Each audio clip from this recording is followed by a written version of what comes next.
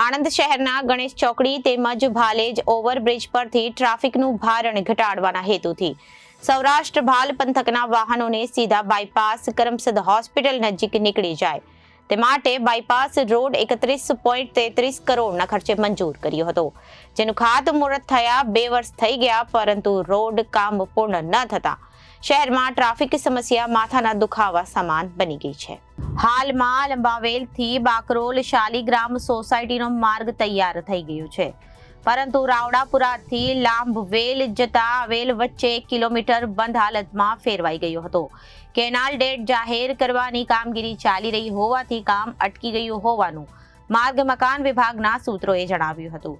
વિધાનસભાની ચૂંટણી જાહેર થાય તે પહેલા સરકારે આણંદ જિલ્લાની જનતાને રાવડાપુરા લાંભવેલ કરમસદ રોડ 31.33 કરોડના ખર્ચે તૈયાર કરવામાં મંજૂરી આપી હતી, જેથી શહેરમાંથી ટ્રાફિક ભારણ ઘટશે તેવી આશા જાગી હતી. પરંતુ તંત્ર દ્વારા મંથર ગતિ ચાલતી કામગીરીના પગલે હજુ સુધી નગરજનોને બહારના વાહનોમાંથી મુક્તિ ન મળતા ટ્રાફિક સમસ્યા સહિત અકસ્માતનો ભોગ બની રહ્યા છે. જે બાબતે કરમસદ સીમ વિસ્તારમાં આવેલી સોસાયટીમાં બાકરોલ સોસાયટીઓના રહીશો દ્વારા સાંસદ સહિત નગરપાલિકામાં વારંવાર રજૂઆત કરવા છતાં કોઈ જ પગલાં લેવામાં નથી આવતા, જેને લઈને ભારે રોષ જોવા મળી રહ્યો છે.